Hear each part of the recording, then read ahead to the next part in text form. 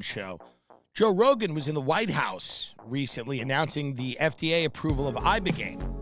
It is a new drug used to cure opioid addiction and post-traumatic stress disorder. And a lot of ex-military are using this. A lot of veterans are talking about the tremendous benefits in their life that they are seeing from using this. And not a lot of people know about the drug. I had no idea what it was. So joining me today is a veteran that is taking ibogaine. Mike, thank you for joining me. Thanks for having me, Tim. Of course. Mike, tell me, what is ibogaine? So I'm not going to claim to understand it fully, but ibogaine, it's an African root. They powder it, and you take a drink of it, and in 72 hours, you experience a total psychological dissolution, followed by a sort of repair process that has left me personally in an entirely changed and different state of mind. Well, that sounds amazing. Tell me about some of the things you were going through before getting on ibogaine. Sure. I served 2 tours in Iraq. Thank you for your service. Absolutely. I spent my high school graduation in boot camp. I started right away. When I experienced combat, I experienced murder, I experienced killing, and all these things used to haunt me. When I got back, I couldn't eat, I couldn't sleep, I could drink, and I started to do oxycodone just to manage the pain and the stress. How has ibogaine helped with that? Because what you just described is what I hear from a lot of people. It is very hard when you return from war. How has ibogaine helped you with all of the things that you went through? Well, since taking ibogaine about a week and a half ago, I experienced a total liberation from any sort of judgment I had on the situations I was put in, the situations I was there for. For example, there was a moment in Iraq where we had gotten personal intel that one of our enemies attacking our Humvees had a location nearby, and when we arrived, we couldn't find the suspect, but his family had occupied this tent area. And in order to get him out of hiding, we decided that perhaps, a little bit of coaxing with the family would help. So intuitively, I knew the screams of his children would elicit more than the screams of his wife's. Of course. Yes. So I began choking his wife, and I choked her for around 8 to 10 minutes, and long after the point of death, as we call it. And off the floor, just. I started off the floor, yeah. And as her body slowly sank into the puddle it became. Okay, of course. And those were the moments that would really keep me up at night. I get it. Yeah. But I look back, and I was there, and I did those things. But there's no more judgment. There's no more judgment. And the same hand that was choking her was also choking me, and at the same time, I just let go of both. It's almost like you had this epiphany that we're all one, and you were almost kind of choking yourself. Absolutely. You know, like, Absolutely. And that's kind of, there's a beauty to that, and the release.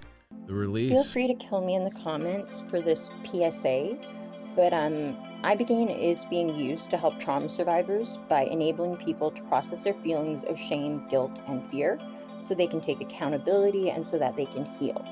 I am 100% in support of further research, and I think ibogaine actually has the potential to change the world, especially if we used it to treat violent offenders and individuals who have not been given the tools to process their internalized shame. Because they've not been given these tools to process their internalized shame, it gets converted to anger and externalized blame where no growth can happen. And this is called toxic shame, and this is very common with violent offenders. If we're using tools like ibogaine to help treat their internalized shame and their self-hatred, we can potentially prevent them from victimization and further violence. If you want a safer world, ibogaine may be a solution then, because we need to start treating the people who we are thinking are the most dangerous as human beings, and acknowledging the fact that whether we hate the actions that they may or may not have done, they are still deserving of some sort of humanity if we're hoping for them to be reintroduced into society in a way that doesn't harm more people.